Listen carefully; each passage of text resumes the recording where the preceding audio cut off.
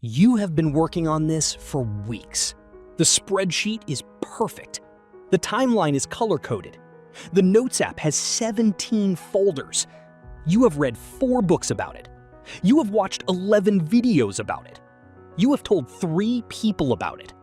And yet, the thing itself, the actual thing, has not moved a single inch. But here is the part that should concern you most.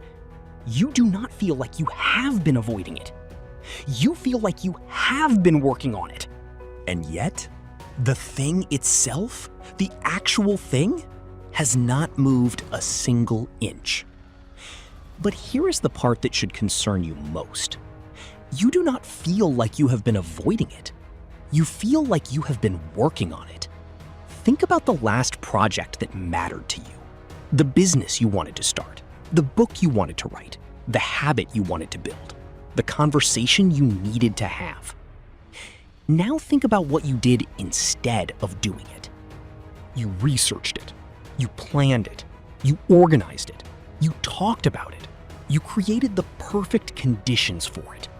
And every single one of those things felt like progress. It felt like momentum.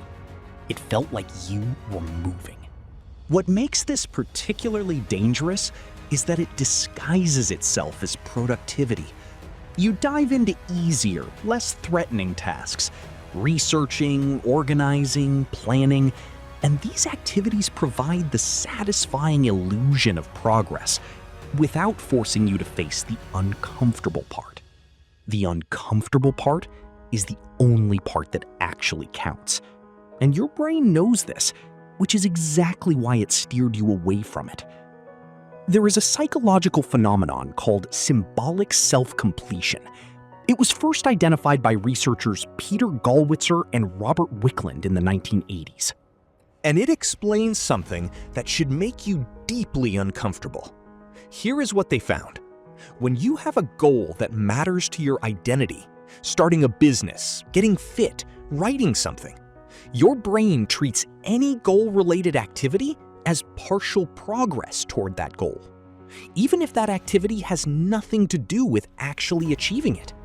Reading about starting a business registers in your brain as partial progress toward starting a business. Telling someone about your goal registers as partial progress. Creating the perfect workspace registers as partial progress. Every time you read an article about building better habits and think, "This is me. I am the kind of person who cares about growth," your brain registers a small sense of completion. This premature reward signals the brain to move on. The motivation to actually execute drains away because emotionally it already feels like the job is done. Your brain handed you the feeling of finishing before you started. And here is what makes this a trap, and not just an interesting fact. If you are someone who constantly researches how to improve your life but rarely follows through, you do not have a laziness problem. You have a substitution problem. You have trained your brain to accept the feeling of learning as a replacement for the feeling of changing. The research, the planning, the organizing, they are not preparation for the work.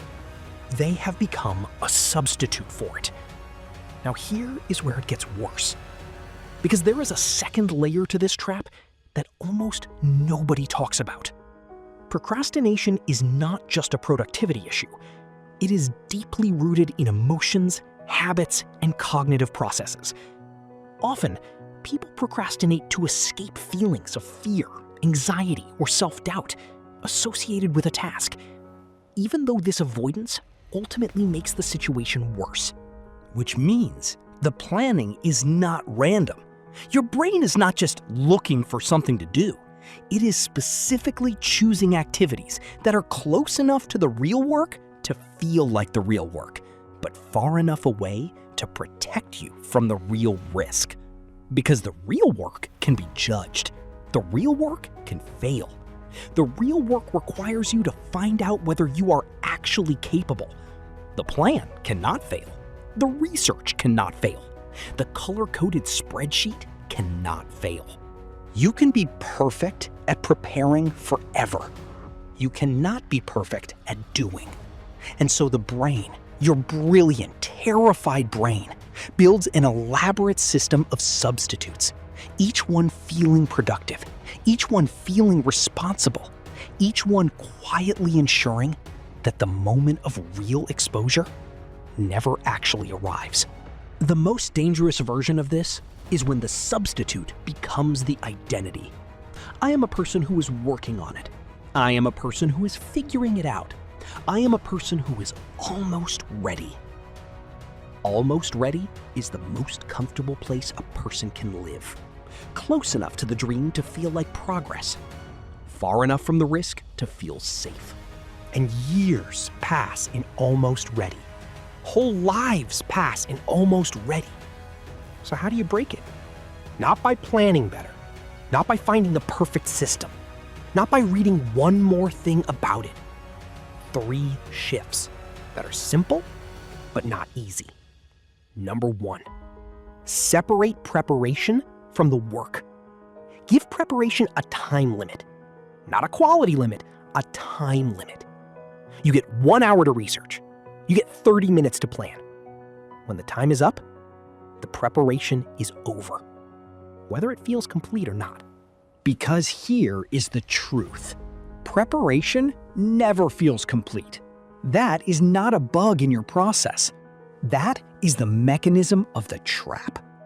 The incompleteness is what keeps you preparing. Set the clock. When it ends, begin. Number 2, make the first action uncomfortably small. Not start the business. Register the name. Not write the book.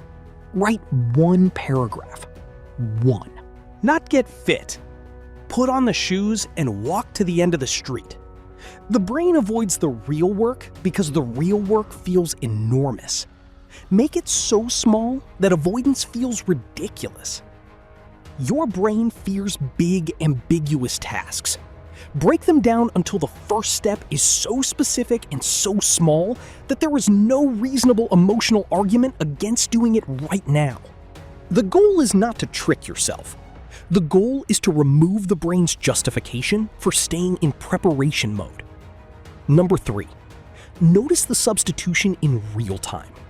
This is the most important one. The next time you feel the pull toward one more bit of research, one more reorganization, one more conversation about the plan, ask yourself one question. Is this moving the thing forward, or is this making me feel like I am moving the thing forward? The answer will be uncomfortable. That discomfort is the signal. That discomfort means you found the edge between preparation and the real work.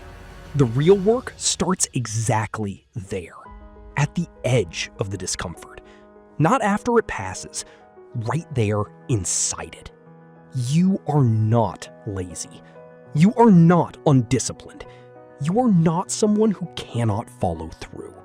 You are someone whose brain learned to reward the feeling of working so effectively that the actual work became unnecessary for the reward.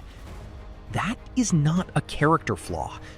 That is a very human response to a very uncomfortable thing, which is the possibility that you might try your hardest and still fall short. Planning cannot fall short. Only doing can. And that is exactly why doing is the only thing worth doing. The color-coded spreadsheet is not the work. The research is not the work. The conversation about the plan is not the work. The work is the work, and it is waiting. It has always been waiting, right on the other side of one uncomfortable first step. Now, here is something that connects directly to what we just covered. The reason planning feels like doing, and the reason you attract the wrong people, and the reason motivation keeps failing you, all come back to the same root cause. Something in the brain that most people never identify. Something that is running quietly underneath all of it. That is what the next video is about. If you have ever caught yourself organizing instead of doing, researching instead of starting, planning instead of living, this channel is exactly where you should be. Subscribe, because the next video connects everything we have covered so far into something you will not be able to unsee.